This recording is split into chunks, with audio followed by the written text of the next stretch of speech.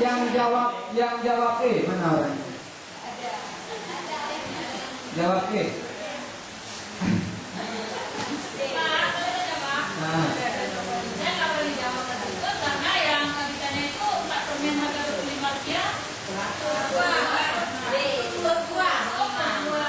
Rupiah per dua. Yang jawab C berapa orang?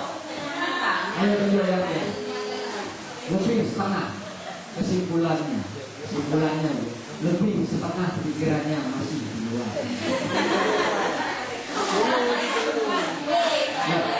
Jawabannya ini jawab C ya. Sekarang ibunya jadi Andi. Ya, Andi memiliki uang berapa?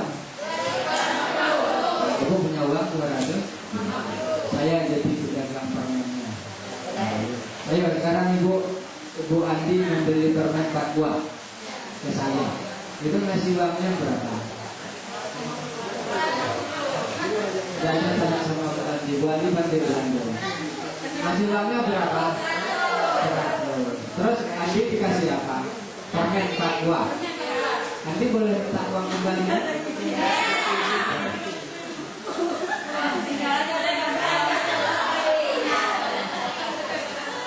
Ya, jawabannya baru begini. Berapakah uang?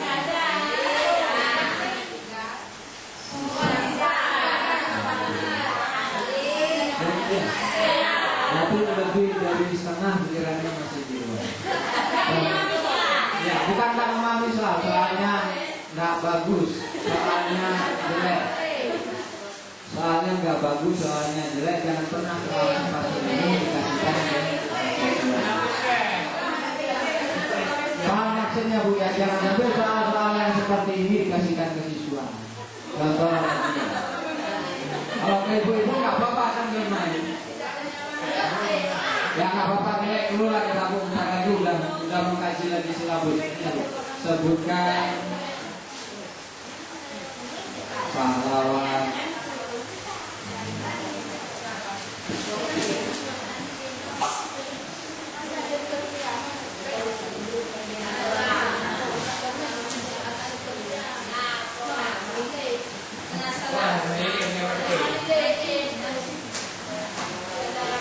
nah yang seperti ini. Pernah Ibu ngasih soal seperti ini? Pernah? Pernah enggak? Gimana juga? Soal itu dirubah juga. Ayo Bu dikali ya. Dikali coba. Ayo coba dikali berapa? 1188. Nah, sekarang saya kali dengan metode saya ya. Angka 99 itu dekat 100. Kan dekat ke 100. Ya kan? Maka kalau 100 dikali 12 berapa? 1200. Ya kan? Paham menurut saya Bu? Ini ya saya tarik dulu jalur kerjanya seperti ini. Ini kan dekat ke 100 angka berapa Bu? Ya kurangnya berapa di sini? 1. Yang ini kan dekat ke 10 Bu ya. Kurangnya angka berapa? Angka 2. Sekarang saya ambil angka di sini angka 2.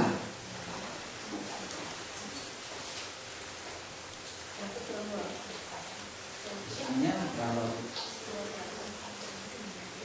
Saya balik Bu, angka 9 Bu ya. Ya Bu ya. Ini tinggal dibalik aja. Makanya tinggal dibalik atau begini boleh juga. 9 tadi Ibu dapatnya berapa? Ya kita kali manual dulu. Dapatnya berapa ini supaya jangan salah?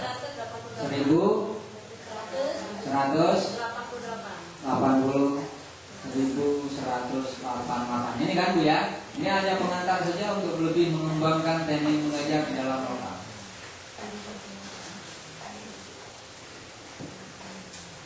Sekarang saya buat pengertian yang lain sekaligus saya mengajar itu sebelum sampai di sini. Ini ya, maksudnya adalah saya tulis agar berangkatan 99 dikali 99 dikali 99 sebanyak 12 kali. Tambah 100 ditambah sebanyak 12 kali. Sebanyak 12 kali. Nah, kan? Sekarang ini kita dapat harganya 1188. Sekarang yang ini dapatnya adalah 1. Nah, ini kalau dikurang, ini dapatnya adalah angka 12. Paham maksudnya? Jadi saya nggak mengalihkan 99 kali 12. Yang saya kalikan adalah 100 kali 12 kurang 12. Berarti 1200 kurang 12. Itulah jawaban saya dengan metode harga pendekatan. Paham maksud saya itu? Paham. Kita nggak pernah nyoba metode ini ke anak-anak. Nggak pernah. Bagi-bagi juga nggak pernah. Kali-kali juga nggak pernah. Sehingga hitungannya kalau nggak dikasih kertas nggak bisa ngitung, nggak dikasih pulpen nggak bisa ngitung. Kalau nggak udah coba hilangin pulpen bapak, hilangin pulpen ibu, nggak usah coret-coret, saya tanya soal. Itu nggak bisa. Karena tidak terbiasa dengan pola yang seperti ini. Nah, harapan saya kemudian hari di pola B ini pembelajaran di SD itu keluar dari teks yang ada di situ dan mencari inovasi baru setelah kita melakukan penelitian diri sendiri. Ini lebih mudah, kenapa ini tidak dicobakan kepada anak didik? Paham saya ya? Paham nggak? Nggak paham.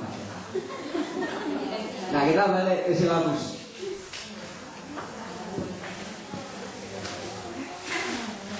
Nanti kita masuk lagi sini dengan contoh soal yang lain.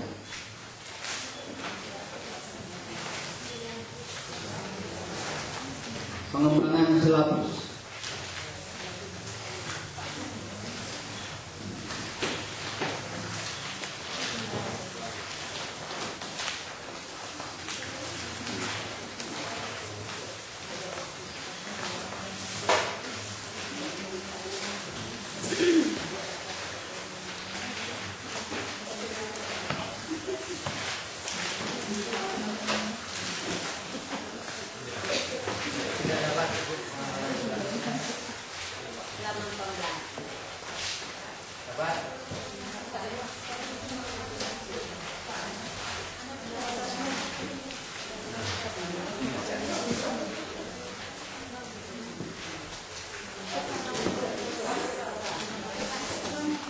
Peserta didik di kelas A ya kelas A, di kelas B kelas B. Belum tentu metode diskusi di kelas A itu cocok di kelas B.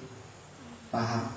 Sehingga kemungkinan untuk samanya RPP untuk 2 orang guru di satu tempat itu sangat kecil apabila saling buat sendiri.